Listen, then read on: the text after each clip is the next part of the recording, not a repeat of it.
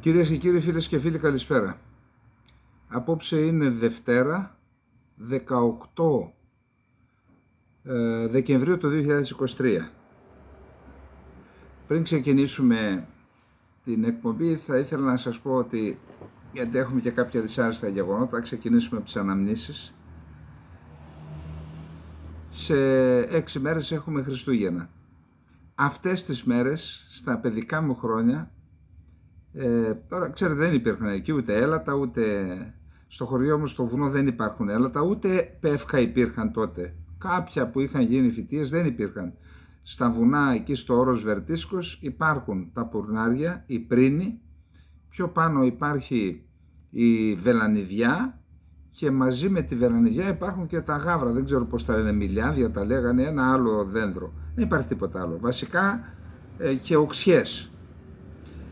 Αλλά αυτό που είχαμε, από ό,τι εικόνες είχαμε εκείνη την εποχή, ήταν το χριστουγεννιάτικο δέντρο. Υπάρχουν τα κέδρα, οι κέδροι, ωραίος θαμνώδες δέντρο, κάτι μεταξύ δέντρου και θάμνο είναι, που δεν υπήρχαν και πολλά στο βουνό. Γιατί ο κορμός του κέδρου δεν σαπίζει και από αυτόν έκαναν πήγματα, παλούκια δηλαδή, με τα οποία είτε έκαναν στα μπέλια είτε στους φράχτες, τα έκαιγαν γύρω γύρω και κρατούσαν πάνω από 100 χρόνια. Οπότε δεν άφηναν στο βουνό να αναπτυχθούν αυτά. Σημαδεύαμε όλη τη χρονιά που υπάρχει κάποιο καλό κέδρο και τέτοιες μέρες, 2-3 μέρες πριν τα Χριστούγεννα, πηγαίναμε, το κόβαμε από τη βάση φυσικά, το φέρναμε στο σπίτι και θα μου πείτε τι στολίδια. Από μόνο το αυτό έχει κάποια στολίδια, κάποια κόκκινα καρπίδια πάνω, που είναι όμορφα. Αν βρίσκαμε και κάμια γυαλιστερή κόκκινη, τώρα εμείς δεν τα κάναμε, αυτά τα κάνανε οι αδερφές και οι αδερφές μας εννοώ ολονών, και κάναν τα στολίδια, βαμβάκι βάζαμε, δεν υπήρχε τίποτα άλλο, λαμπάκια δεν υπήρχαν φυσικά τότε, και με αυτά τα γυαλιστερά κάνανε άστρο, το βάζαν πάνω και έτσι κάναμε το χριστουγεννιάτικο δέντρο τέτοιες μέρες. Εμείς τα αγόρια, τα παιδιά, στο βουνό για να βρούμε το κέδρο και στο σπίτι οι υπόλοιποι για να το στολίσουν. Τώρα άλλαξαν τα πράγματα. Και όχι μόνο αυτό, υπάρχει και η θετική πλευρά. Περίσσεψαν και τα κέδρα στα βουνά, γιατί ούτε για πήγματα τα χρησιμοποιούν, γιατί έχουν μπει τα σίδερα πλέον, ούτε για χριστουγεννιάτικα δέντρα, οπότε έχει στο βουνάι και πολύ μεγάλους κέδρους πλέον, που είναι λίγο διαφορετική από τους κέδρους του Λιβάνου. Πήγα και είδα και στο Λίβανο, είναι πολύ διαφορετική, ωραίο ξύλο, μυρίζει όμορφα. Λοιπόν, αυτά με τα χριστουγεννιάτικα, μια που μπαίνουμε στις ημέρες των Χριστουγέννων, είπα να σας πω πώς εξασφαλίζαμε εμείς το χριστουγεννιάτικο δέντρο. Απόψε είναι μια θλιβερή επέτειος. 18 Δεκεμβρίου του 1803 έγινε ο λεγόμενος χορός του Ζαλόγκου. Είναι τώρα κάποιος θα νομίζει ότι, που δεν γνωρίζει την ιστορία, ότι έγινε ένας χορός. Εκεί όμως οι σουλιώτισσες προτίμησαν να πέσουν στον γκρεμό παρά να πέσουν στα χέρια των Τουρκαλβανών, του Αλή Πασά, των ανθρώπων του Αλή Πασά. Επειδή σήμερα δεν έχουμε χρόνο, θα επανέλθουμε αν μπορέσουμε αύριο να κάνουμε μια αναφορά. Σας προετοιμάσαμε όμως προχθές με το Σαμουήλ και το Κούγκι. Όσοι ξέφυγαν λοιπόν από τις 3 ομάδες, η μία στο Ζάλογκο υπέστη αυτή την καταστροφή που έμεινε στην ιστορία, ότι οι γυναίκες, οι σουλιώτισσες, αντί να πέσουν στα χέρια και να ετοιμαστούν των διοκτών τους, των ανδρών του Αλή Πασά, προτίμησαν να πεθάνουν πέφτοντας στο γκρεμό. Αντίστοιχο γεγονός είχαμε και στον Πόντο και έχω πάει στην περιοχή εκεί ακριβώς που έπεσαν οι πόντιες γυναίκες για να μην πέσουν στα χέρια των Τούρκων. Επίσης έχουμε, μια που μιλάμε για την Ήπειρο, έχουμε ένα άλλο θλιβερό γεγονός. Το βράδυ, την ημέρα του Σαββάτου, με ενημέρωσαν ότι έφυγε από κοντά μας ο πρέσβης επιτιμίου, ο κύριος Γιώργος Κοστούλας. Ο Γιώργος Κοστούλας ήταν ένας υπηρώτης, αλλά ιδεολογικοποιημένος υπηρώτης. από την ευρύτερη οικογένεια των Αβέροφ, της οικογένειας Αβέροφ, που έχει κάνει και πολλές δωρεές ευεργέτες της Ελλάδας. Εγώ θέλω να σας πω μόνο το εξής. Λίγες μέρες πριν, τώρα τα αναφέρω στο βιβλίο μου επακριβώς, πριν γίνει η παράδοση στο Οτζαλάν, και ενώ φαινόταν ότι οποιαδήποτε απόπειρα κάναμε για να το σώσουμε τον άνθρωπο ήταν υπονομευμένη, και από το ελληνικό κράτος αλλά και από όλα τα κράτη που συμμετείχαν σε αυτή τη συνωμοσία, ένα βράδυ λοιπόν γυρνούσαμε γύρω στις 10 και μισή, και ο Γιώργος Κοστούλας, όταν πήγα εκεί, ήδη ήταν το πόδι του, είχε ένα μεγάλο πρόβλημα, δεν το έλεγε, τώρα που πέθανε νομίζω ότι δεν υπάρχει πρόβλημα, ήταν διαβητικός και είχε διαβητικό πόδι, και μάλιστα τον φρόντιζα εγώ, γιατί δεν είχε νοσοκόμα, τον φρόντιζα εγώ το πόδι του, το έδαινα, είχε φέρει μια ειδική αληθεία από την Αγγλία, το έδαινα και πηγαίναμε το πρωί στη δουλειά, γυρνούσαμε το βράδυ αργά. Γυρνώντας λοιπόν είχε χειροτερεύσει το πόδι του, και ενώ φαινόταν ότι η κατάσταση, ότι η θηλιά σφίγγει και σε μας και για τον Οτζαλάν, αλλά του είπα, περνώντας από ένα νοσοκομείο που ήταν κοντά στην πρεσβευτική κατοικία, στις 10 η ώρα το βράδυ, 10 και μισή πόσο, του λέω, κύριε πρέσβη, πάμε να στρίψετε αριστερά, να πάμε στο νοσοκομείο να δουν το πόδι σας, δεν είναι καλά, το πρωί το είδα, δεν ήταν καλά, πάμε να δουν το πόδι σας. Και μου είπε το εξής, άκουσε Σάβα, μου λέει, αν πάω ξέρω ότι θα με κρατήσουν μέσα. Αν με κρατήσουν μέσα, εγώ δεν μπορώ να αφήσω την υπόθεση αυτή στα χέρια σας. Γιατί έχω ευθύνη, δεν είμαι ρίψασπης, και εκτός αυτού δεν θέλω να ζω με τη ρετσινιά του ανθρώπου ο οποίος εγκατέλειψε το καθήκον. Ακόμα κι αν χρειαστεί να χάσω το πόδι μου, εγώ θα μείνω μέχρι το τέλος και μαζί θα πάμε αυτή την υπόθεση μέχρι το τέλος. Ξέρετε, στις δύσκολες στιγμές μετράει ο άνθρωπος. Εκείνη τη στιγμή ο Κοστούλας είπε το μεγάλο όχι. Είπε όχι, σας το ξαναλέω, είπε, του λέω θα χάσεις το πόδι σου. Ας χάσω το πόδι μου, να μην χάσω την αξιοπρέπειά μου, να μην έχω το στίγμα του ρίψασπη και του ανθρώπου που εγκατέλειψε το καθήκον του. Ταξίδεψε ο Γιώργος Κοστούλας στους ουρανούς.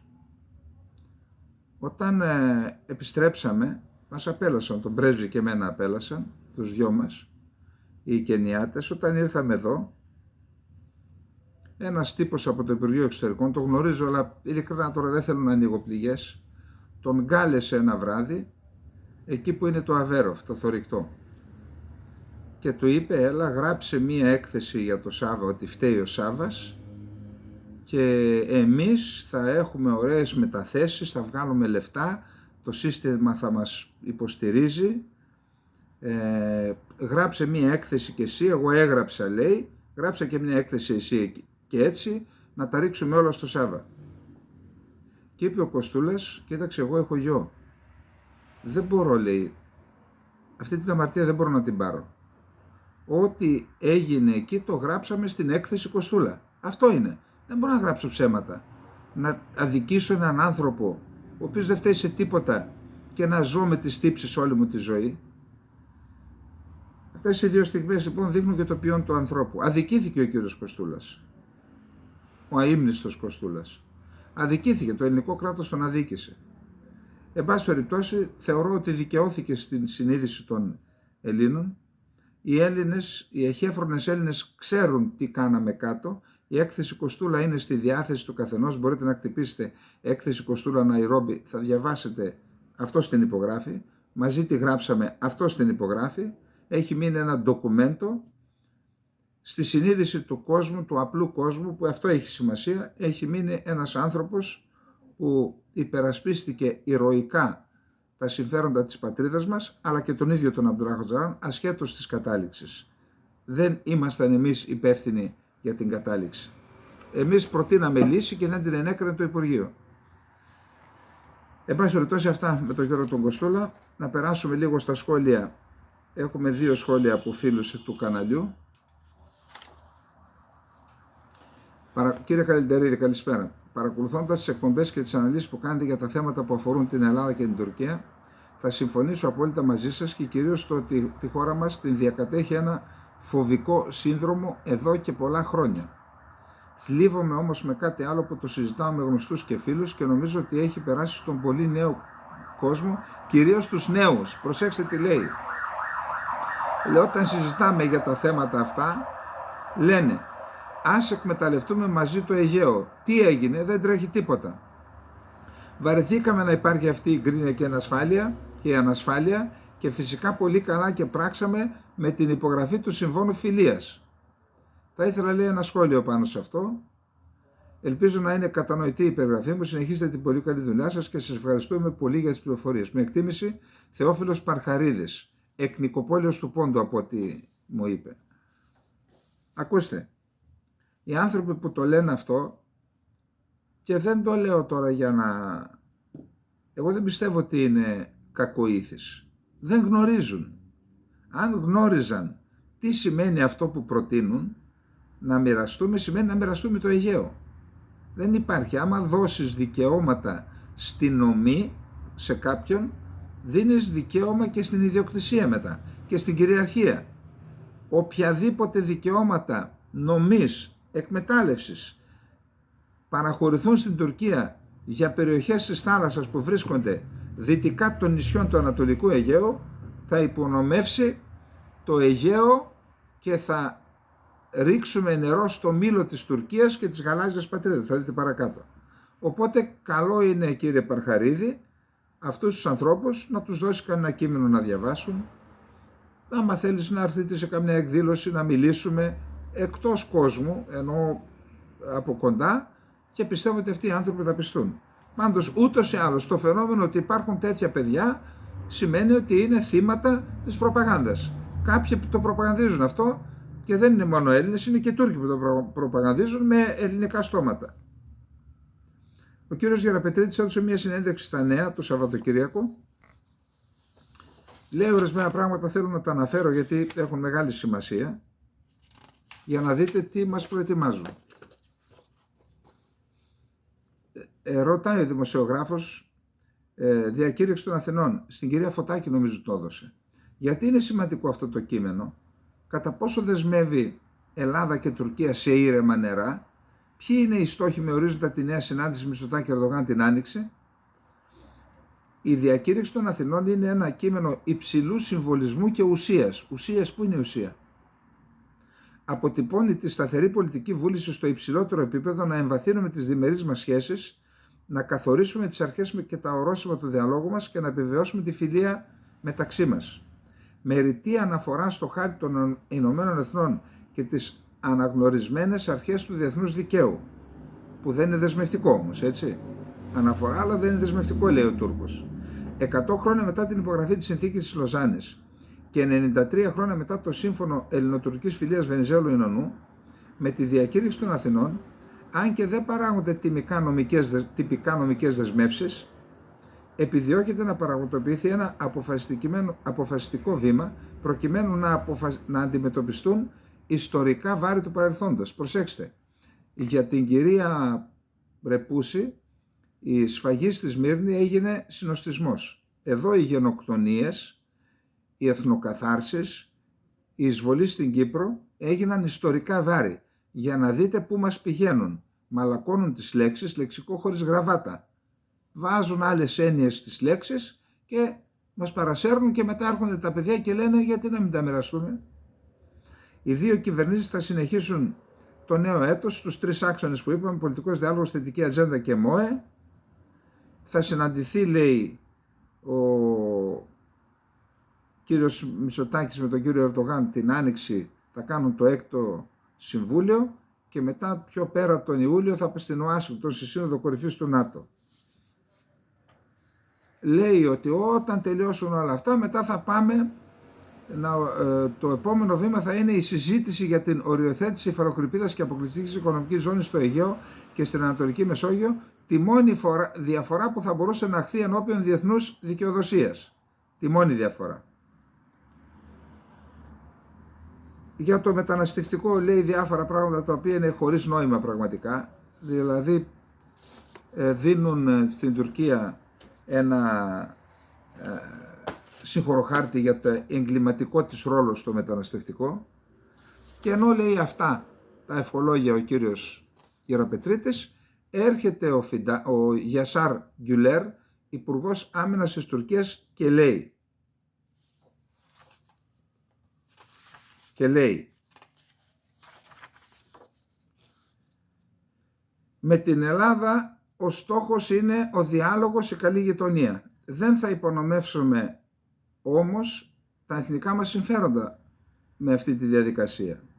Με την υποστήριξη του ευγενούς μας έθνους, ευγενές έθνος οι Τούρκοι, καταλαβαίνετε έτσι, και τα μέσα του κράτους μας, οι τουρκικές ένοπλες δυνάμεις μας, που είναι ένας αποτελεσματικός και ισχυρός στρατός στην περιοχή μας και στον κόσμο, εκπληρώνουν με επιτυχία όλες τις αποστολές που αναλαμβάνουν, από την εξασφάλιση της προστασίας των συνόρων μας έως την καταπολέμηση της τρομοκρατίας, από την προστασία των δικαιωμάτων μας και των συμφερόντων μας στη γαλάζια πατρίδα και στην ουράνια πατρίδα, μέχρι τη συμβολή στη διεθνή ειρήνη και τη σταθερότητα. Να το ξαναπώ, γιατί μπορεί να μην το άκουσε ο κύριος Γεραπετρίτης. Οι ένοπλες δυνάμεις, με την υποστήριξη του ευγενούς μας έθνους και τα μέσα του κράτους μας, οι τουρκικές ένοπλες δυνάμεις, που είναι ένας αποτελεσματικός και ισχυρός στρατός στην περιοχή και στον κόσμο, εκπληρώνουν με επιτυχία όλες τις αποστολές που αναλαμβάνουν, από την εξασφάλιση της προστασίας των συνόρων έως την καταπολέμηση της τρομοκρατίας, από την προστασία των δικαιωμάτων και των συμφερόντων μας στη γαλάζια και την ουράνια πατρίδα μας. Τι εννοούν? Εννοούν τη γαλάζια πατρίδα και τον υπερκείμενο εναέριο χώρο, δηλαδή το χώρισαν το Αιγαίο στη μέση. Αυτό είναι σήμερα, μετά την υπογραφή της διακήρυξης των Αθηνών, μετά την δήλωση του κυρίου, την συνέντευξη του κυρίου Γεραπετρίτη. Εδώ λέει γαλάζια πατρίδα και ουράνια πατρίδα. Εμείς θα τα υπερασπιζόμαστε αυτά. Και είπε τα F-35 λέει και να τα πάρουν οι Έλληνες, εμάς δεν μας ενοχλεί, είναι συμμαχικά. Εμείς είμαστε 80 εκατομμύρια, δεν φοβόμαστε την Ελλάδα, είπε στην ουσία. Και έρχεται τώρα, μετά από αυτά, έρχεται ο κύριος Φαχρετίν Αλτούν, ο οποίος είναι ο επικεφαλής της προπαγάνδας του Προεδρικού Μεγάρου της Τουρκίας, δηλαδή η φωνή του Ερντογάν, και τι λέει? Να κάνουμε, λέει, μηχανισμούς στα μέσα μαζικής ενημέρωσης στην Ελλάδα και στην Τουρκία, ούτως ώστε να μην χαλάσουμε το κλίμα που δημιουργήθηκε με την υπογραφή της διακήρυξης των Αθηνών. Τι σημαίνει αυτό? Να μην μιλάμε δηλαδή, να μην ασκούμε κριτική, να μην αποκαλύπτουμε αυτά που είπε ο Γκιουλέρ, γιατί χαλάει το κλίμα. Μα το κλίμα δεν το χαλάει η αποκάλυψη του δημοσιογράφου. Το κλίμα το χαλάει αυτός που κάνει ενέργειες οι οποίες είναι αντίθετες με αυτά που υπογράφηκαν. Για παράδειγμα, η Τουρκία δουλεύει τώρα στην άσκηση ΕΦΕΣ, η οποία άσκηση ΕΦΕΣ έχει ως στόχο αντικείμενο κατάληψη νησιού. Τι νησιού? Πού είπαμε?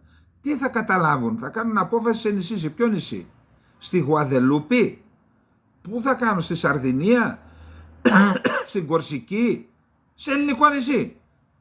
Δηλαδή είναι δυνατόν να έχουμε διακήρυξη φιλίας, κλίμα ηρεμίας και φιλίας, άσκηση αποβατική σε ελληνικό νησί, και εμείς δεν θα το αναδείξουμε αυτό για να μην χαλάσουμε το κλίμα? Μα το κλίμα το χαλάει η ίδια η άσκηση, το χαλάνε οι πράξεις της Τουρκίας.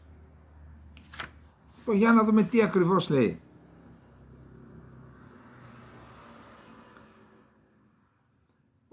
Ο Φαχρετίν Αλτούν έκανε δηλώσεις στο τηλεοπτικό δίκτυο NTV και αναφέρθηκε μεταξύ άλλων στο φόρουμ εκπροσώπων των μέσων ενημέρωσης των δύο χωρών που πραγματοποιήθηκε αρχικά στις 19 Οκτωβρίου στην Κωνσταντινούπολη και στη δεύτερη αντίστοιχη διοργάνωση 11-12 Δεκεμβρίου στην Αθήνα.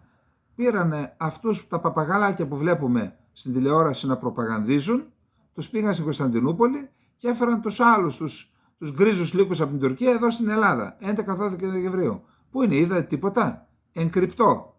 Εγκρυπτό γιατί δεν είναι υπερήφανοι με αυτό που κάνουν. Ξέρουν ότι αυτό που κάνουν, ότι στρέφεται εναντίον των εθνικών συμφερόντων. Και γι' αυτό κρύβονται. Γιατί δεν βγαίνουν να πούνε, εγώ είμαι στο φόρουμ και είμαι περήφανος γι' αυτό? Γιατί δεν είναι περήφανοι και γιατί πάνε και με αντίτιμο. Και έτσι δεν πάνε έτσι. Λοιπόν, προσέξτε τώρα.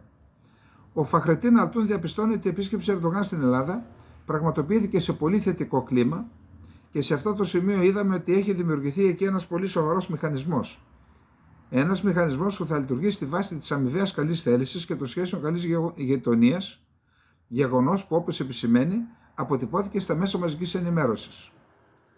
Όπως αναφέρει ο Αλτούν, και εμείς στο δικό μας πεδίο έχουμε καταβάλει προσπάθειες για την ανάπτυξη αμοιβαίας συνεργασίας στους τομείς της δημόσιας επικοινωνίας, της δημόσιας διπλωματίας και της στρατηγικής επικοινωνίας. Προσπαθούμε να θεσμοθετήσουμε αυτές τις σχέσεις υπό αυτή την έννοια, δημιουργώντας όσο το δυνατόν περισσότερους κοινούς μηχανισμούς. Πώς το ακούτε αυτό? Κοινούς μηχανισμούς, δηλαδή, τι θα κάνουν? Θα μας κλείνουν τις οθόνες? Θα μας κλείνουν τα στόματα? Τι θα κάνουν?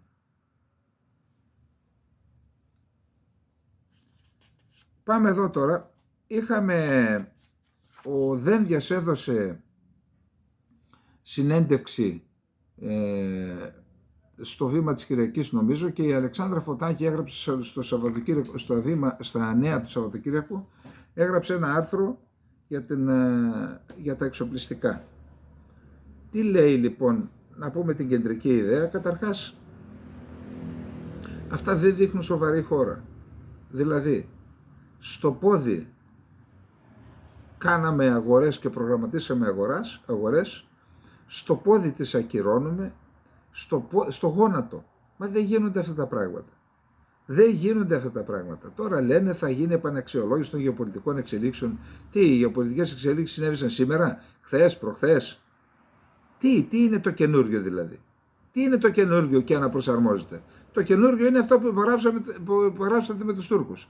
Και έτσι παγώνει το θέμα των κορβετών. Το έχουμε πει εδώ. Οι κορβέτες είναι πιο αποτελεσματικές επιχειρησιακά από τις φρεγάτες στο Αιγαίο, στο επιχειρησιακό περιβάλλον του Αιγαίου. Γιατί φέρουν σχεδόν τα ίδια όπλα και είναι πιο αποτελεσματικές, πιο ευέλικτες, κρύβονται πιο εύκολα και έχουν σχεδόν τις ίδιες δυνατότητες. Και εμείς αποφασίσουμε να παγώσουμε τις κορβέτες. Δεν κάνουμε χρήση της πρόβλεψης για τέταρτη μπελαρά. Κάηκε και αυτό το πράγμα, έφυγε. Και λέει ότι θα επανεξεταστούν, θα δούμε για τη ΣΜΕΚΟ τι θα γίνει μέχρι το καλοκαίρι. Μπορεί να πάρουν κάποια αμερικάνικα LCS, πώς τα λένε. Εν πάση περιπτώσει, δεν ξέρω, διαβάζω τις δηλώσεις του Δένδια, δεν ξέρω τι πάει να κάνει ο Δένδιας.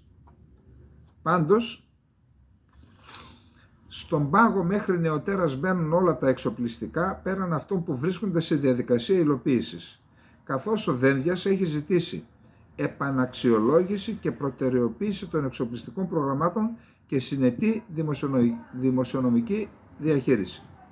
Η επιβράδυση που έχει αποφασίσει η Αθήνα στα εξοπλιστικά της επιτρέπει να αξιολογήσει όχι μόνο τις ανάγκες της, αλλά και το εξελισσόμενο γεωπολιτικό περιβάλλον. Αυτό εκφράστηκε και σε πρόσφατη σύσκεψη που πραγματοποιήθηκε στο Μέγαρο Μαξίμου τον Νοέμβριο υπό τον Πρωθυπουργό Κυριάκο Μητσοτάκη και με συμμετοχή μεταξύ άλλων του Δένδια, του Ντόκου και του Φλόρου. Πριν έρθει ο Ερντογάν. Και πιθανότατα του τα είπαν και το Ερντογάν. Κοίταξε, εμείς κατεβάζουμε τον πύχη, δεν σε ενοχλούμε και πολύ, τα παγώνουμε αυτά. Ο Ερντογάν πάγωσε τίποτα? Απολύτως τίποτα. Απολύτως τίποτα και θα επανέλθουμε σε αυτό.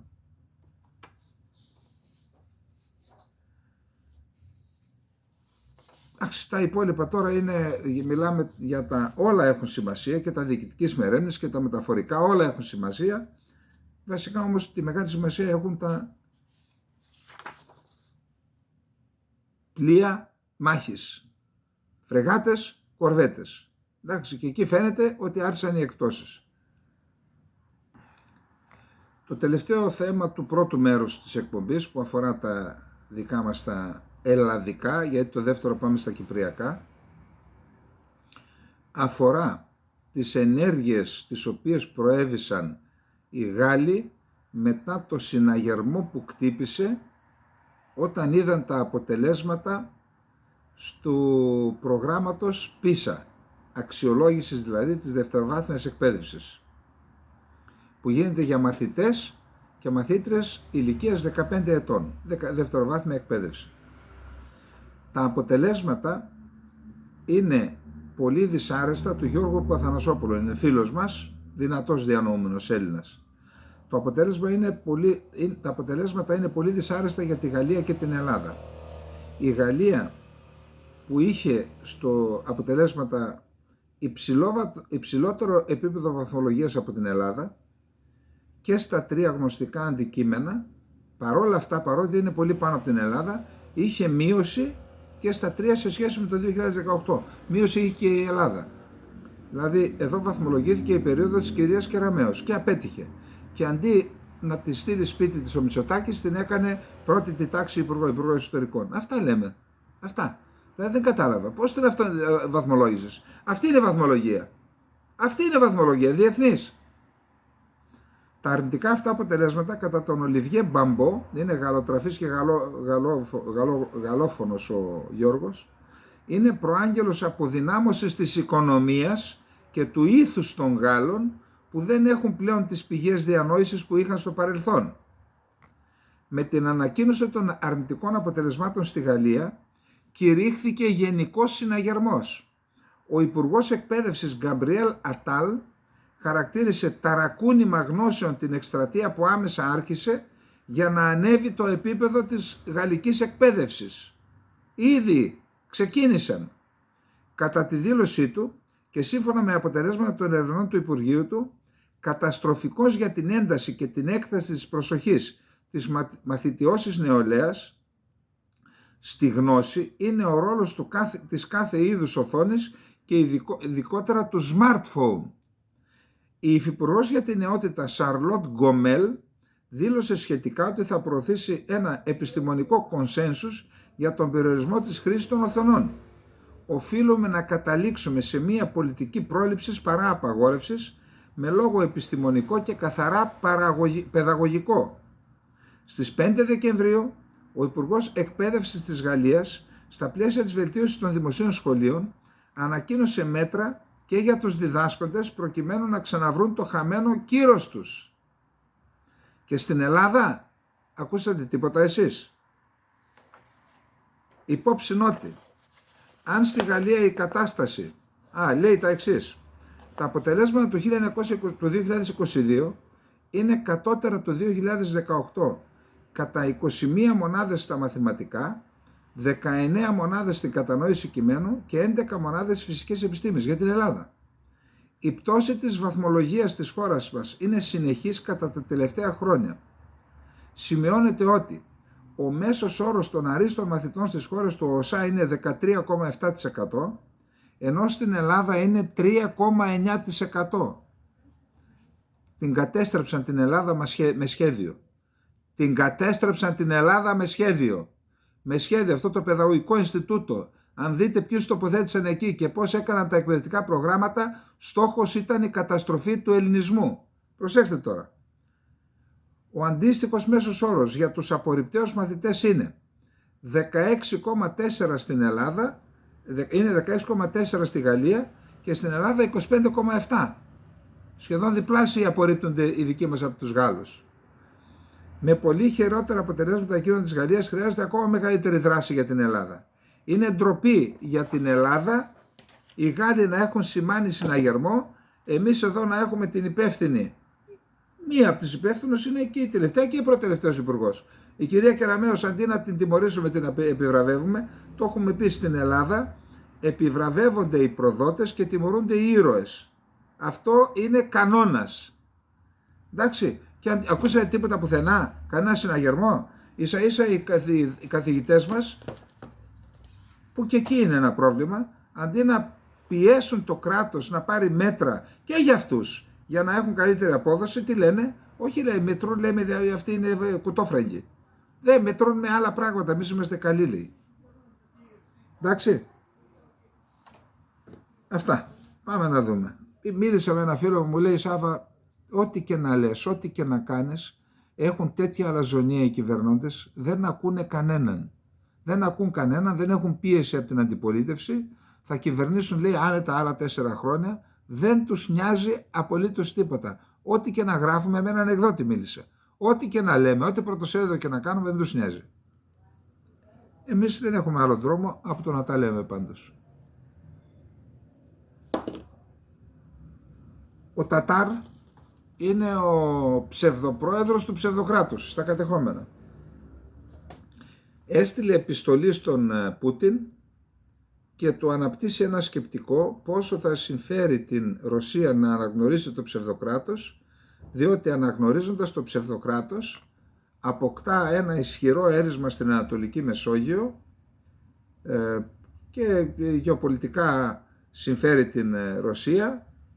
Προφανώς στηρίζεται στους περίπου 40.000 Ρώσους που έφυγαν από την ελεύθερη Κύπρο επειδή τους κυνηγήσαμε, διότι μας το ζήτησαν οι σύμμαχοι, πήγαν στα κατεχόμενα και τώρα ο Τατάρ προσπαθεί αυτό να το γυρίσει σε πλεονέκτημα. Οικονομικό ήδη είναι, διότι οι άνθρωποι εκεί μετέφεραν δισεκατομμύρια και τώρα θα το γυρίσει και σε πολιτικό κέρδος και πλεονέκτημα. Να τον αναγνωρίσει η Ρωσία. Δεν ξέρω αν θα τον αναγνωρίσει, όμως είναι μια πολύ μεγάλη είδηση αυτή. Λέει, μέσω ημών στον Πούτιν, στην επιστολή, θα ήθελα να εκφράσω τα ειλικρινή μου αισθήματα στους Ρώσους που ζουν στη Βόρεια Κύπρο. Θέλουμε οι σχέσεις μας με τη Ρωσία να αναπτυχθούν και να επεκταθούν. Γι' αυτό εκφράζω την ευγνωμοσύνη μου σε όλους τους Ρώσους και ζητώ επίσης από τις ρωσικές αρχές και τον πρόεδρο Πούτιν να εξετάσει προσωπικά το θέμα των σχέσεων με τη Βόρεια Κύπρο. Ανέφερε σε δηλώσεις του στο ρωσικό πρακτορείο ειδήσεων ΤΑΣ ο Τατάρ. Αυτό είναι από το ρωσικό ειδήσεων ΤΑΣ. Έστειλε όμως και επιστολή. Θα ήθελα να ζητήσω από τη ρωσική ηγεσία και το ρωσικό λαό να επανεξετάσουν την πολιτική τους απέναντι στην Κύπρο, ειδικά μετά από όσα συνέβησαν στην Ουκρανία και όσα συμβαίνουν στον κόσμο με πολλές παγκόσμιες αλλαγές, είπε ο Τατάρ, υποστηρίζοντας ότι αν η Μόσχα είχε άμεσες σχέσεις με τη Βόρεια Κύπρο, τα κατεχόμενα, θα ήταν χρήσιμο και για την Τουρκία, η οποία επιδιώκει να αναπτύξει σχέσεις με όλες τις χώρες συμπεριλαμβανομένες της Ρωσίας. Συνεχίζει ο Τατάρ. Η ρωσική πλευρά πρέπει να επανεξετάσει την προσέγγιση της σε αυτό σύμφωνα με τα συμφέροντά της. Και το συμφέρον της Μόσχας δεν είναι σαφώς προς την πλευρά της ευρωπαϊκής λύσης, κάτι που επισημαίνει ότι ο Βορράς και ο Νότος της Κύπρου πρέπει να ενωθούν σε κάποιο είδος ομοσπονδίας υπό την ηγεσία της Ευρωπαϊκής Ένωσης. Δεν συμφέρει αυτό, λέει, τη Ρωσία. Τη συμφέρει να υπάρχουν δύο κράτη. Άρα μην επιτρέψετε μέσω του Συμβουλίου Ασφαλείας του ΟΗΕ να έχουμε ομοσπονδία και να διαλυθεί το ψευδοκράτος. Σας συμφέρει να υπάρχει ανεξάρτητο τουρκοκυπριακό κράτος πάνω. Λέει, αν τελικώς, λέει, ενταχθούμε ενωμένοι στην Ευρωπαϊκή Ένωση ως ομοσπονδία, η Ρωσία θα χάσει την επιρροή της στην περιοχή και τυχόν πολιτικούς δεσμούς με το νησί. Και είπε ότι η παρουσία της Άγκυρας ως εγγυητή ασφάλειας στο νησί να παραμείνει και τα τουρκικά στρατεύματα να συνεχίσουν να παρέχουν ασφάλεια στο βόρειο τμήμα της Κύπρου. Εάν αυτοί οι στρατιωτικοί σχηματισμοί αποσυρθούν από το βόρειο τμήμα, οι δυνάμεις κατοχής, είναι πιθανό να δεχθούμε επίθεση από στρατεύματα από το ελληνικό τμήμα του νησιού και κανείς δεν θα βοηθήσει τους Τουρκοκύπριους. Αυτό είναι ένα πολύ σημαντικό θέμα. Όσον αφορά τα ζητήματα διασφάλισης της ασφάλειας και της ευημερίας της Ρωσίας, για παράδειγμα, η Ρωσία ενεργεί στην Ουκρανία γιατί δεν ένιωθε ασφαλής με τα γεγονότα που συνέβαιναν στην Ουκρανία. Το ίδιο συμβαίνει και με την Τουρκία, η οποία κάνει το ίδιο στα κατεχόμενα. Και είμαι σίγουρος ότι οι Ρώσοι θα πρέπει να εκτιμήσουν ότι αυτό που θα ήθελε η Τουρκία είναι η αυτοδιάθεση των Κυπρίων σε ξεχωριστό κράτος στο βόρειο τμήμα του νησιού, με κυριαρχικά δικαιώματα αλλά και με συνεργασία με το ελληνικό μέρος. Αυτό λοιπόν είναι το νέο και είναι αποτέλεσμα της πολιτικής που ακολούθησε η Αθήνα και η Λευκοσία. Δηλαδή, διώξαμε τους Ρώσους που είχαν εγκατασταθεί με την άδειά μας. Υπάρχουν υπογραφές εκεί του Κυπριακού κράτους. Όταν εφάρμοζαν εμπάργο οι σύμμαχοί μας στην Κυπριακή Δημοκρατία και όπλων. Και οι Ρώσοι δώσαν S-300, Τόρμη 1, επιθετικά ελικόπτερα που τα δώσαν τώρα στη Σερβία και τι άλλο, 80 πόσα ελικόπτερα, 82 άρματα TAF 80 ρωσικά. Ήρθε κάποια στιγμή ένας εδώ από την Εθνική Φρουρά από την Κύπρο, ένας από τους χειριστές, εννοώ σε επίπεδο κεντρικό, και τον ρώτησα με το χέρι στην καρδιά, πες μου, επειδή άκουγα ότι θέλουν να διώξουν τα TAF 80, πες μου σε παρακαλώ, είναι αξιόμαχα? Μου λέει είναι ο φόβος και ο τρόμος των Τούρκων, τα TAF 80. Και το σύστημα ελέγχου πυρός και το πυροβόλο και ο κινητήρας είναι άριστα και υπάρχει καλή συνεργασία, λέει, δεν έχουμε τεχνικά προβλήματα, είναι άριστα, κάνουν βολές εκπληκτικές, μην ακούς κανέναν, μου είπε. Ήρθαν δύο άνθρωποι εδώ και τους πέρασα ακτινογραφία. Τώρα λοιπόν ξέρετε τι γίνεται? Σχεδιάζουν να δώσουν τα άρματα αυτά. Γιατί λέει ήρθε το εμπάργο τώρα που μας έκαναν οι Αμερικανοί, άρα και μας ζητάνε να τα δώσουμε. Γι' αυτό δώσαν τα επιθετικά, τα ρώσικα στη Σερβία, τα πούλησαν. Δεν λέει που θα τα δώσουν, πάντως. Για να δούμε τι λέει το ρεπορτάζ του Φάνη Μακρύδη από κάτω. Μπήκε σε εφαρμογή το σχέδιο για αντικατάσταση των 82 ρωσικών αρμάτων μάχης TAF 80U που βρίσκονται στις τάξεις της Εθνικής Φρουράς. Αυτό διαφάνηκε από την κεκλεισμένων των θυρών συνεδρίαση της Κοινοβουλευτικής Επιτροπής Άμυνας την περασμένη Πέμπτη, προχθές, με το μοναδικό θέμα στην ατζέντα της να είναι δαπάνες αμυντικής θωράκισης. Τα υπόλοιπα τα αφήνουμε, γιατί γίνονται κάποια σε σωστή κατεύθυνση εξοπλιστικά προγράμματα. Πάμε στα ρωσικά άρματα μάχης. Πάμε λοιπόν, έχουμε δύο επιλαρχίες εκεί. Την πρώτη την πήραμε το 1996-1997 και τη δεύτερη το 2010-2011. Επαναλαμβάνω, τα άρματα είναι καταπληκτικά και λέει ότι δύο εναλλακτικές υπάρχουν, δεν ξέρω που θα τα στείλουν. Πάντως, επειδή γράφτηκαν διάφορα, δεν στείλαν ούτε ένα άρμα στην Ουκρανία. Τα άρματα είναι εκεί, ετοιμοπόλεμα, με γεμάτα τα πυρομαχικά τους, τα πάντα όλα είναι κομπλέ, από ό,τι με διαβεβαίωσαν. Όμως, δεν ξέρω που θα τα δώσουν, κάπου θα τα πουλήσουν πιθανόν, σε συνεννόηση με τη Ρωσία, γιατί και στη Σερβία με την άδεια της Ρωσίας έδωσαν τα ελικόπτερα, γιατί υπάρχει το πιστοποιητικό τελικού χρήστη, δεν μπορεί να τα δώσεις όπου θέλεις. Και εμείς που δώσαμε τα BMP-1 τα είχαμε πάρει από τη Γερμανία. Δεν τα είχαμε πάρει από τους Ρώσους με συμβόλαιο, γι' αυτό τα δώσαμε και για την Ουκρανία. Τώρα, υπάρχουν δύο επιλογές. Η μία είναι τα Μερκαβά, που από ό,τι φαίνεται δεν θα πάρουν Μερκαβά 5 τα καινούρια, θα πάρουν τα 3 τα οποία τα παροπλίζουν μάλλον οι Ισραηλινοί. Εγώ αυτή τη στιγμή δεν είμαι σε θέση να σας πω εάν το Μερκαβά που θα καταρχάς ποια Μερκαβά θα πάρουν και αν είναι καλύτερα από τα TAF 80. Θέλει δουλειά, θέλει να ρωτήσω κάτω, να πάω στην Κύπρο γιατί δεν μιλάνε, να ρωτήσω, να μου πούν και ό,τι μπορώ να πω. Και υπάρχει μια άλλη λύση, να πάρουν γαλλικά. Νομίζω ποια είναι τα γαλλικά. Το βασικό άρμα μάχης που υπάρχει στο γαλλικό στρατό είναι το Leclerc. Δεν το γνωρίζω. Ξέρω τα αμυχή, που έχει μια επιλαρχία αμυχή νομίζω ακόμα. Νομίζω, δεν είμαι σίγουρος, η Εθνική Φρουρά. Επειδή υπηρέτησε ο αδερφός μου πολλά χρόνια στα γαλλικά, ίσως ήταν ο αξιωματικός με τις περισσότερες γνώσεις και εμπειρία πάνω σε αυτό το άρμα. Την επιλαρχία με τα γαλλικά την ίδρυσε ο αδερφός μου στην Κύπρο από το 0 και είχε πάρει άριστα σε όλες τις επιθεωρήσεις και σε όλες τις ασκήσεις, τις δοκιμασίες, τις βολές παντού. Ξέρω ότι είχε προβλήματα το γαλλικό, το αμυχή, στον συμπλέκτη σε σχέση με τα αμερικάνικα, μεγάλη αδυναμία, υπερήχε και στο πυροβόλο και στο σύστημα ελέγχου πυρός και στις διαβιβάσεις. Ήταν 2 γενιές μπροστά. Το Leclerc δεν το γνωρίζω.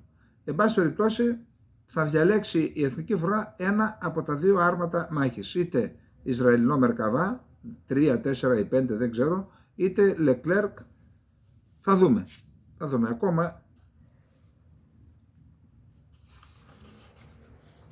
Λοιπόν, και να κλείσουμε την Κύπρο μας με το άρθρο γνώμης της εφημερίδας Σημερινή της Κύπρου.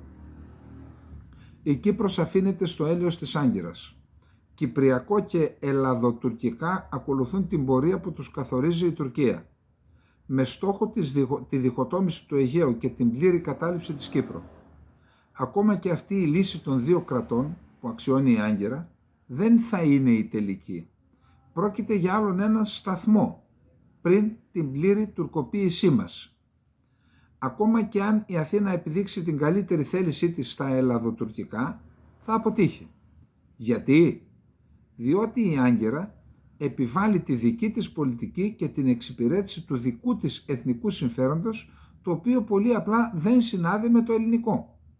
Και εφόσον η Τουρκία επιτίθεται, για να υπάρξει διευθέτηση θα πρέπει να υποχωρήσει η Ελλάδα και να δεχθεί τους όρους του Ερντογάν. Κάτι τέτοιο ενδέχεται να φέρει εσωτερική κρίση αρχίζοντας από το κυβερνών κόμμα της Νέας Δημοκρατίας. Οι πρώην πρωθυπουργοί Καραμανλής και Σαμαράς έχουν ήδη ρίξει προειδοποιητικές βολές. Αλλά ας υποθέσουμε ότι η Αθήνα και η Άγκυρα φτάνουν σε συμβιβασμό στο Αιγαίο, σε εισαγωγικά, τότε τι θα συμβεί στην Κύπρο? Ό,τι συνέβη και σε άλλες περιπτώσεις, όπως για παράδειγμα στη Ζηρίχη. Η Ελλάδα από δικό μας στήριγμα θα εξελιχθεί σε αχίλιο πτέρνα της Κύπρου.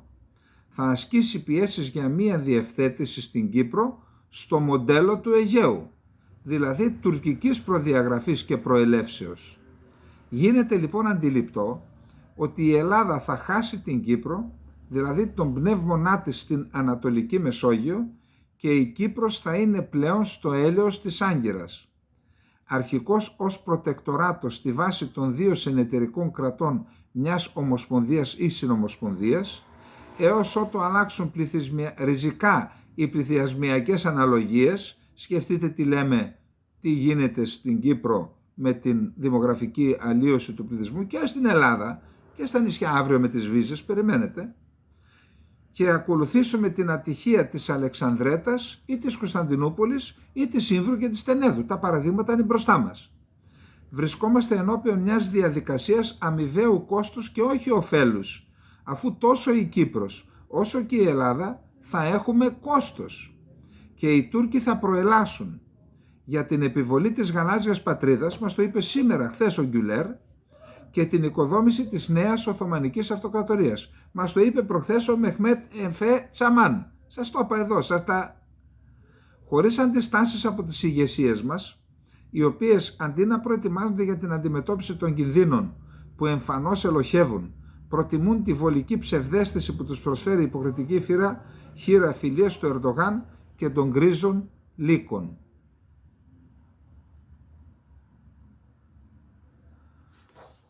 Πόσο θλιβερό και πόσο λυπηρό η Ελλάδα, ο Έλληνας Πρωθυπουργός που δεσμεύτηκε να γίνει αρρωγός, να δουλέψει ενεργά για το θέμα της αναγνώρισης και της διεθνοποίησης της γενοκτονίας, να εναγκαλίζεται με το γενοκτόνο. Και πόσο θλιβερό οι Έλληνες πολίτες, ξέρετε ήμουνα προχθές στη Θεσσαλονίκη και στις Σέρρες, οι Έλληνες πολίτες αντί να δίνουν κατεύθυνση αυτή στα κόμματα, να τους πιάνουν από το ΙΑΚΑ και να λένε τι κάνετε ρε, τι κάνετε. Περιμένουν, κοιτάνε τα κόμματα να τους πούνε τι θα λένε. Ό,τι σας λέω. Δηλαδή, συγγνώμη, είσαι πολίτης. Περιμένεις τους κομματικούς να σου δώσουν γραμμή για το τι θα πεις για ένα θέμα που ξέρεις πολύ καλά ότι είναι εις βάρος των εθνικών μας συμφερόντων. Σας είπα ότι ελπιδοφόρο ήταν το γεγονός ότι ήταν παιδιά, το 30% ήταν παιδιά. Πού μπορούμε να το πάμε αυτό το πράγμα, ξέρω εγώ. Αφήστε τα κόμματα. Ένα ακόμα κόμμα θα είναι ένα ακόμα πρόβλημα. Ενεργούς πολίτες μπορούμε να κάνουμε. Νεοδημοκράτες, Πασόκος, Συριζέος, δεν ξέρω εγώ τι. μπορείτε να αντιστρέψετε τους όρους και να βάλετε τους κομματικούς όταν έρχονται να τους βάζετε στη θέση τους και να έρχονται στην Αθήνα και να λένε ρε εσύ, τι είναι αυτά που κάνετε? Εδώ ξεσηκώθηκε ο κόσμος στην επαρχία. Μας λένε αυτά, εκείνα. Δεν τα λέτε αυτά. Και όταν τα λέμε, τα λέτε και με λάθος τρόπο. Κλείνετε τους δρόμους και με τα τρακτέρ και τα λοιπά. Έχει πετάξει το πουλάκι τότε. Τώρα, κάθε στιγμή που συμβαίνει οτιδήποτε, πρέπει να νιώθουν την ανάσα μας στην πλάτη τους οι πολιτικοί και οι κομματικοί. Τι να σας πω τώρα, εντάξει. Δεν θέλω για να μην προσβάλλω και ανθρώπους. Πάμε στον πόλεμο. Ο Ισραηλινός στρατός ανακάλυψε το μεγαλύτερο, όπως λένε, τούνελ της Χαμάς. Είδα μια φωτογραφία, έπαθα πραγματικά πλάκα. Τεράστια, με σιδηρόδρομο μέσα, μπορούν να κινηθούν άνετα αυτοκίνητα, όχι φορτηγά, αλλά ημιφορτηγά σίγουρα. Σαν λεωφόρος μέσα στην... λένε ότι είναι το μεγαλύτερο. Επίσης χτύπησαν αρκετά νοσοκομεία πάλι. Τώρα με αυτό με τα νοσοκομεία τι να πω δεν ξέρω. Βρέθηκαν στη βαλίτσα ενός ανωτέρου στελέχους της Χαμάς στη Τζαμαλίγια, στη Βόρεια Γάζα.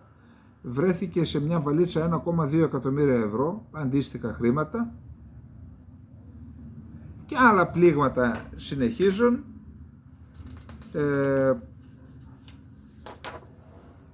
Δεν μπορεί να υπάρξει η επιστροφή στο status quo πριν από τις 7 Οκτωβρίου, είπε ανώτερος Ισραηλινός αξιωματικός, επισημένοντας ότι ο αρχηγός του επιτελείου των αμυντικών δυνάμεων του Ισραήλ ενέκρινε σχέδια και καθόρισε τα χρονοδιαγράμματα ετοιμότητας για την επόμενη μέρα. Βομβαρδισμούς είχαμε στη Τζαμπάλια 90 νεκροί, στη Σεχάμπ 24 νεκροί, οικογένεια Σεχάμπ 24 νεκροί, στην κεντρική Γάζα στο Ντεΐρ Αλ Μπαλάχ 12 νεκροί και στη Ράφα 4 νεκροί. Για το τεράστιο τούνελ τα είπαμε. Ο εκπρόσωπος των αμυντικών δυνάμεων του Ισραήλ, Ντάνιελ Χαγκάρι, επανέλαβε ότι ο στόχος παραμένει αναλύωτος του πολέμου. Είναι σημαντικό να το ξεκαθαρίσουμε. Ο Ισραηλινός στρατός είναι αποφασισμένος να ολοκληρώσει την αποστολή εξωτερών της Χαμάς. Αυτά είπε και ο Νετανιάχου. Πάντως οι δημοκρατικοί στις ΗΠΑ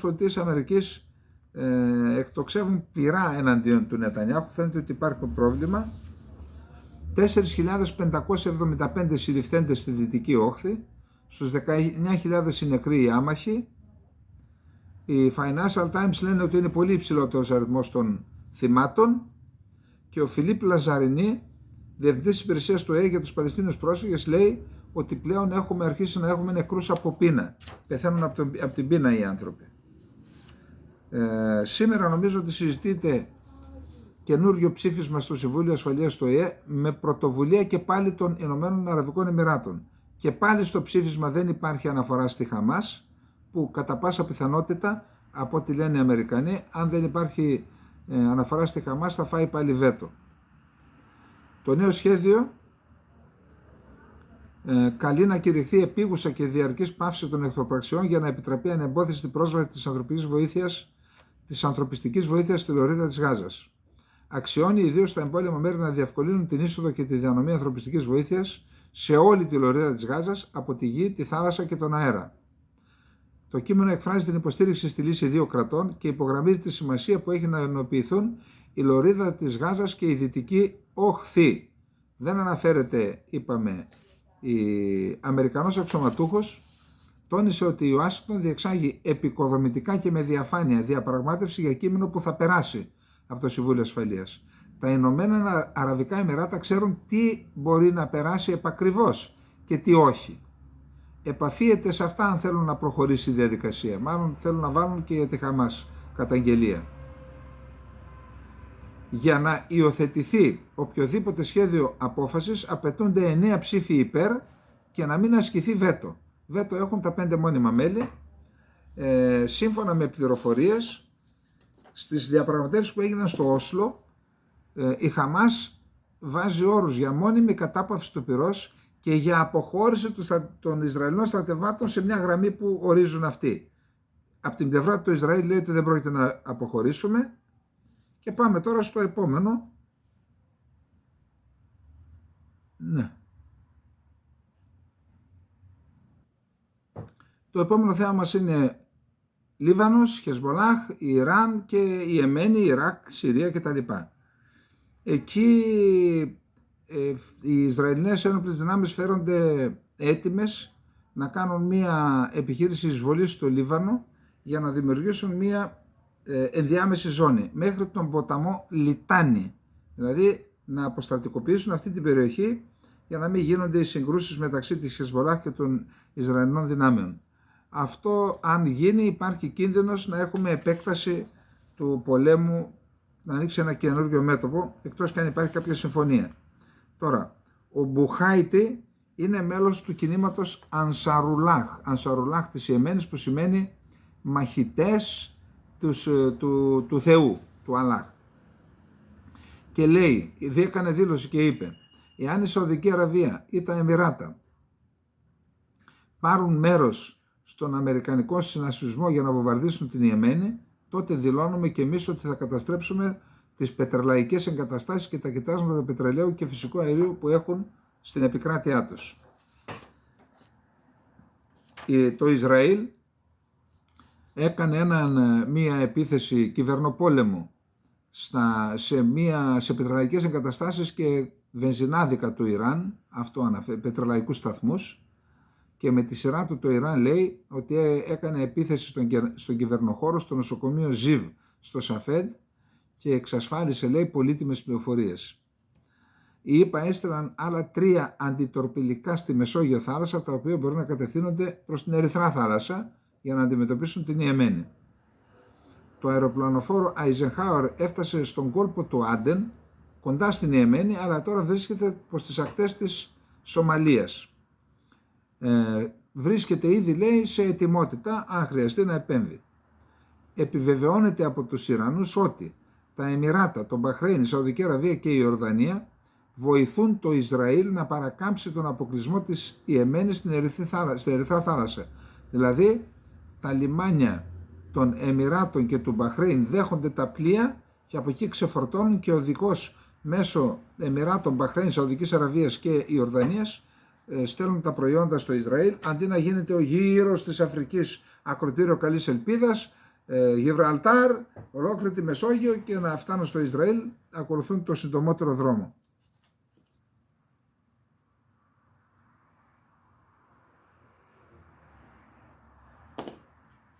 Τώρα, έχουμε ο Λευκός Οίκος ανακοίνωσε, με ανακοίνωσή του χαρακτηρίζει ως φασιστική τη ρητορική που χρησιμοποιεί ο Τραμπ, την είπαμε και χθες, που είπε ότι μολύνουν το αίμα του έθνους μας. Τώρα ποιο έθνος? Και εκείνο το έθνος κάποια στιγμή με τέτοιους δημιουργήθηκε. Όποιοι μπορούσαν πήγαιναν και διάφοροι λαοί και φυλές, αφού πρώτα έκαναν γενοκτονία τους Ινδιάνους, έκαναν το αμερικανικό έθνος. Με την ίδια διαδικασία συνεχίζεται η ίδια διαδικασία και τώρα. Άρα ποιο αίμα, ποιο έθνος? Κύριε Τραμπ, να θυμόμαστε την ιστορία και να την τιμούμε, έτσι. Όχι ότι μας βολεύει. Δόγμα Μορόε υιοθετήθηκε το 1823, πριν 200 χρόνια. Και τι έλεγε?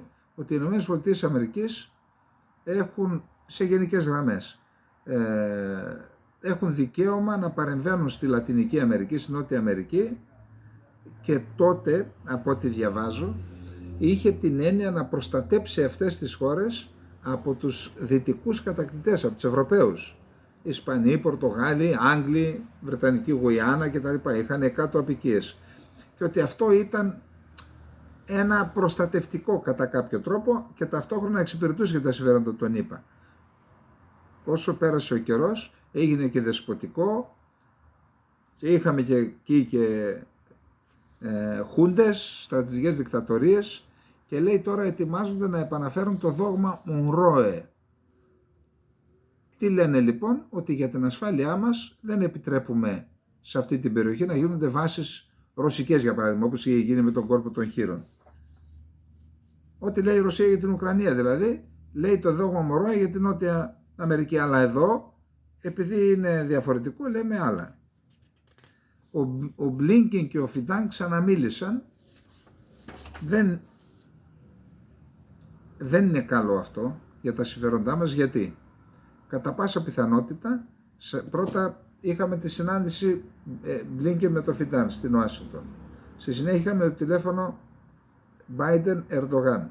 Σε αυτές τις συναντήσεις δόθηκαν μηνύματα. Εάν ο Ερντογάν είδε την αποφασιστικότητα της Αμερικής, κατά πάσα πιθανότητα, επειδή το ξέρει το παιχνίδι, μπορεί να δέχτηκε να κάνει κάποιες υποχωρήσεις για να προχωρήσουν τα F-16 από πέρα και τι άλλο, ποιος ξέρει τι άλλο, θα δούμε. Γιατί βάζουν και το θέμα των Κούρδων της Συρίας. Άμα τους πουλήσουν, οι Αμερικανοί θα κάνουν το μεγαλύτερο λάθος του 21ου αιώνα και θα τα ξαναπούμε άλλη φορά αυτά. Εν πάση περιπτώσει, αυτό το τηλεφώνημα δεν μ' αρέσει. Θα μου πεις τι δεν σ' αρέσει, Καλεντερίδη. Εδώ η χώρα σου άνοιξε το δρόμο στην Τουρκία να πάρει τα F-16, τι να σου κάνει ο Αμερικανός. Αν εσύ δεν προστατεύεις τον εαυτό σου, σε προστατεύσει άλλος. Σωστό και αυτό.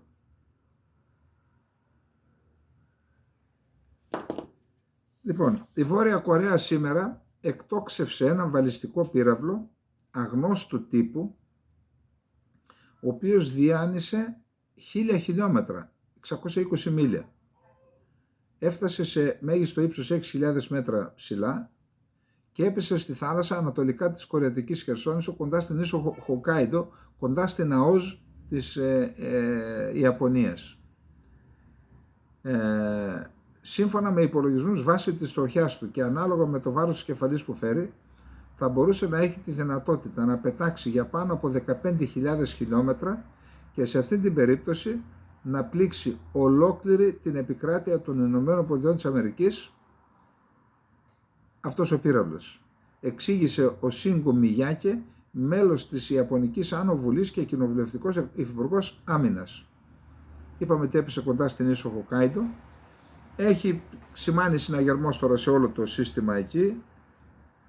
Εδώ εγώ έχω να πω το εξής, ότι αυτή η χώρα, αποκλεισμένη πλήρως από τον κόσμο, πλήρως, είναι απορίας άξιων πώς έχει αποκτήσει πυρηνική τεχνογνωσία, πώς έκανε πυρηνικά όπλα, πώς απέκτησε διαστημική, προχθές εκτόξευσε ένα κατασκοπικό δορυφόρο και μάλιστα είχε ο Γιούγκ αυτός, ο Κιμ πώς το λένε, είχε μια φωτογραφία από το Λευκό Οίκο, από το δορυφόρο της Κορέας, τον κατασκοπικό, και τον έβλεπες θέλοντας να δείξει, τον φωτογράφησαν, ότι θα στοχεύσει το Λευκό Οίκο. Δηλαδή πώς αυτή η χώρα, πού βρίσκει πλούτο, πού βρίσκει λεφτά και κάνει όλες αυτά τα εξοπλιστικά προγράμματα, και εμείς έχουμε καταστρέψει, που είμαστε στην καρδιά της Δύσης, στην καρδιά της υψηλής τεχνολογίας, πώς καταστρέψαμε την αμυντική μας βιομηχανία και ζητιανεύουμε από τον ένα και από τον άλλο να πάρουμε ένα όπλο και στο τέλος τα παγώνουμε κιόλας για να γίνει και καλύτερη η σούπα με την Τουρκία, έτσι, να μην χαλάσει η σούπα. Ο Λέγ Ουστένκο είναι σύμβουλος του Ζελένσκι και λέει ήδη έχουμε ένα Plan B, ένα εναλλακτικό σχέδιο, το οποίο θα το θέσουμε σε εφαρμογή από το νέο έτος σε περίπτωση που εντός του Ιανουαρίου δεν έρθουν λεφτά ούτε από την Αμερική ούτε από την Ευρωπαϊκή Ένωση. Και αυτό το σχέδιο συνίσταται, έχει τους εξής δύο άξονες. Ο ένας είναι η εγχώρια αμυντική βιομηχανία και ο δεύτερος είναι να δανειστούμε από όπου μπορούμε, ούτως ώστε να ενισχύσουμε την εθνική αμυντική βιομηχανία, να αγοράσουμε και οπλικά συστήματα και με βάση τις δικές μας δυνάμεις να ανταποκριθούμε. Επίσης, ο Μπουντάνοφ, ο οποίος είναι ο επικεφαλής των στρατιωτικών πληροφοριών, είπε ότι έχουμε πρόβλημα με την επιστράτευση, έχουμε εξαντλήσει όλο το ανθρώπινο δυναμικό και χωρίς νέες συμμετοχές στο στρατό δεν μπορούμε να κάνουμε πόλεμο στην ουσία, είπε. Και μια άλλη είδηση σημαντική, στο γραφείο που θα χρησιμοποιήσει ο Ζαλούσνη, ο αρχηγός ΓΕΘΑ, βρέθηκαν συστήματα υποκλοπών. Το έχουμε πει ότι υπάρχει σοβαρό εσωτερικό πρόβλημα στην Ουκρανία και ότι, όπως είπαμε και χθες, η Δύση μεθοδεύει την επόμενη μέρα, ψάχνει να βρει τρόπους για την επόμενη μέρα, ούτως ώστε να φύγει από το προσκήνιο ο Ζελένσκι και να έρθει ένας άλλος ηγέτης που δεν έχει δεσμευτεί, να τα φορτώσει όλα στο Ζελένσκι για να πάει σε μια συμβαστική λύση με την Ρωσία, που αυτή η λύση, προσωπική μας άποψη, είναι ότι θα είναι η λύση του παγώματος του πολέμου. Ο Όρμπαν πήρε 10,2 δισεκατομμύρια ευρώ και συνεχίζει το βέτο. Δηλαδή δέχτηκε μόνο να βγει από την αίθουσα για να μπει η Ουκρανία να πάρει τον τίτλο της προσένταξη χώρας. Επίσης, είναι ένα θέμα που έχει μια προκαλεί θυμηδία, γι' αυτό το διάλεξα. Ο δικαστής του εφετείου του Κιέβου, Γιούρις Σλίβα, έγινε έλεγχος και βρέθηκαν στη τσέπη του $8.300. Και λέει, κάποιος το κατήγγειλε πιθανόν ότι εγώ έδωσα αυτά τα λεφτά και τον έπιασαν και τα βρήκα πάνω και λέει, δεν ξέρω πώς βρέθηκα στη τσέπη μου. Εγώ έβαλα το χέρι στη τσέπη μου και είδα ότι υπήρχαν τα χρήματα, τα δολάρια. Ήμουν σε λίθαργο, λέει. Δεν μπορώ να καταλάβω πώς μπήκαν αυτά τα λεφτά. Μόνα τους μπήκαν, απλά είναι τα πράγματα. Τι δεν καταλαβαίνετε δηλαδή. Και μια άλλη είδηση της περιοχής, ο Βούσιτς πήρε τις εκλογές στο κόμμα του με 47,1%. Είναι ξανά, ενοχλήθηκε η είδηση και με αυτό. Ο Πούτιν δήλωσε ότι τη δεκαετία του 2000 ήμουν αφελής, πιστεύοντας ότι η Δύση δεν ήθελε αντιπαράθεση με τη Ρωσική Ομοσπονδία. Και εξηγεί γιατί λέει ότι ήταν αφελής. Αν και ήμουν, λέει, στις υπηρεσίες πληροφοριών και γνώριζα ότι η Δύση υποστήριζε τον αυτονομισμό και την τρομοκρατία στο έδαφος της Ρωσικής Ομοσπονδίας, εγώ, λέει, επί Σοβιετικής Ένωσης, εγώ θεώρησα, λέει, ότι επειδή διαλύθηκε η Σοβιετική Ένωση και επειδή δεν υπήρχε ιδεολογική αντιπαράθεση, ότι αυτό το πράγμα θα σταματήσει. Είχα αφελή ιδέα γι' αυτό. Λέει, ήθελαν να μας χωρίσουν σε 5 κομμάτια τη Ρωσία και να πάρουν τους σπόρους, τους φυσικούς σπόρους που έχουν αυτά τα μέρη, και έτσι να μπορέσουν να ελέγξουν και την περιοχή. Και λέει, γελάστηκα. Γερμανία. Υπάρχει μια πόλη που λέγεται Πύρνα, έχει 38.000 κατοίκους. Αυτή λοιπόν η πόλη, σε αυτή την πόλη εκλέχθηκε για πρώτη φορά δήμαρχος με την υποστήριξη του AfD, δηλαδή της εναλλακτικής για τη Γερμανία, που χαρακτηρίζεται σίγουρα ακροδεξιά από την Ομοσπονδιακή Υπηρεσία για την Προστασία του Συντάγματος. Χαρακτήρισε την οργάνωση AfD στη Σαξονία σίγουρα ακροδεξιά. Είχαν προηγηθεί αντίστοιχες αποφάσεις για τις τοπικές οργανώσεις στη Θουρινγκία και στη Σαξονία Ανχάλτ. Τώρα, και πρόσεχτε πώς κέρδισε. Η αντίπαλος ήταν από το CDU, δηλαδή από τους χριστιανοδημοκράτες. Όλα τα κόμματα της αριστεράς και της σοσιαλδημοκρατίας παραιτήθηκαν, δεν έβαλαν υποψήφιο να στηρίξουν τον χριστιανοδημοκράτη και πάλι κέρδισε ο ακροδεξιός. Όλοι αυτοί οι οποίοι είναι υπέρ των ανοιχτών συνόρων, είναι υπέρ της νομιμοποίησης των παράνομων μεταναστών που ζουν στην Ελλάδα, όλοι όσοι λειτουργούν εξ αντικειμένου, εν της πράγμαση, ως συνεργάτες των κυκλωμάτων διακίνησης ανά τον κόσμο και της Τουρκίας, ρίχνουν νερό. Πέραν το ότι θα καταστραφεί η Ελλάδα που ξέρουμε, ρίχνουν νερό στον μήλο της ακροδεξιάς, την οποία κατά τα άλλα οι ίδιοι πετροβολούν. Τι καταλαβαίνετε εσείς? Για πέστε μου. Ορίστε, να τα αποτελέσματα. Στη Γαλλία πρώτο κόμμα μάλλον θα βγει η Λεπέν. Στην Ολλανδία βγήκε πρώτο κόμμα. Στη Γερμανία είναι δεύτερο κόμμα, αλλά κερδίζει δήμους. Στην Πολωνία σχεδόν τα ίδια. Στη Φιλανδία έγινε το ίδιο. Στην Αυστρία έγινε. Στην Ουγγαρία είναι. Στη Σλοβακία είναι. Τι θέλετε δηλαδή? Θέλετε να καταστρέψετε την Ελλάδα και την Ευρώπη? Και δεν αφορά μόνο την Ελλάδα αυτό. Αυτό είναι ένα παγκόσμιο ζήτημα. Κάποια κέντρα θέλουν έναν άλλο κόσμο, έναν άλλο κόσμο, χωρίς εθνικές ταυτότητες και χωρίς σύνορα μάλλον, αλλά θα πρέπει κάποια στιγμή να μαζευτούν, να πάρουν πίσω τις υπογραφές που έβαλαν στο Μαρόκο, έβαλαν και οι δικοί μας υπογραφές, και να καθίσουν και να δουν ξανά το ρόλο των εθνικών κρατών και των συνόρων, της ασφάλειας των συνόρων, να δεσμευτούν τα κράτη, διότι αυτό, επαναλαμβάνω, θα μας οδηγήσει σε έναν άλλο κόσμο που δεν ξέρουν ποιος θα είναι.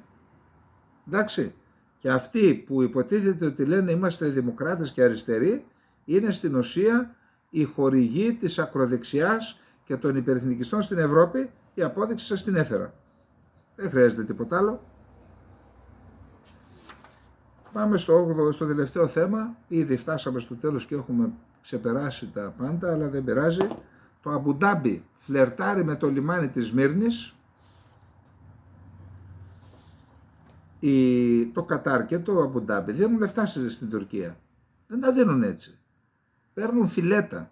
Και για όσους νομίζουν ότι οι Άραβες είναι καμιλιάριδες, κάνουν λάθος. Ο Κοστούλας, ο ύμνηστος που πέθανε, μου είπε, αν δεις τι σπουδές έχουν οι άνθρωποι με τους οποίους μιλάω, με τα καλύτερα πανεπιστήμια και όχι χαριστικά, με κοφτερά μυαλά. Τι θέλω να πω. Αυτοί κάθονται, βλέπουν ποια είναι τα φιλέτα της Τουρκίας και τα αγοράζουν. Και η Τουρκία πουλάει. Σε εμάς το παίζει, αλλά σε αυτούς πουλάει. Πάει και το λιμάνι της Μύρνης. Της Ατάλειας το έδωσε νομίζω στους Καταριανούς. Στην Κωνσταντινούπολη έγινε μυστική διάσκεψη, τώρα θα μου πείτε μυστική πώς την ξέρεις. Διέρευσε. Ανωτάτων στελεχών της Χαμάς. Μυστική συνάντηση στην Τουρκία πραγματοποίησαν ανώτατοι αξιωματούχοι της Χαμάς την περασμένη εβδομάδα, όπως αποκάλυψε η Ισραηλινή δημόσια τηλεόραση Καν, χθες το βράδυ το αποκάλυψε. Επικεφαλής της συνάντησης ήταν ο αναπληρωτής πρόεδρος του πολιτικού γραφείου της Χαμάς, Σαλέχ Αλ Αρούρι, που συμμετείχε από την κατοικία του στη Βηρητό με τηλεδιάσκεψη, και ο πρώην αρχηγός της, ο Χάλεντ Μεσάλ, που διαμένει στην Ντόχα του Κατάρ. Σύμφωνα με το Καν, αρκετοί ακόμα αξιωματούχοι της Χαμάς συμμετείχαν στη συνάντηση. Η Τουρκία επιλέχθηκε σκόπιμα ως τόπος της συνάντησης, καθώς κρίθηκε αρκετά ασφαλής για τους αξιωματούχους της Χαμάς να συναντηθούν εκεί. Ο Τούρκος πρόεδρος Ερντογάν χρησιμοποιεί συνεχώς αντι-Ισραηλινή ρητορική από την έναρξη του πολέμου, κηρύσσοντας το Ισραήλ ένοχο για εγκλήματα πολέμου.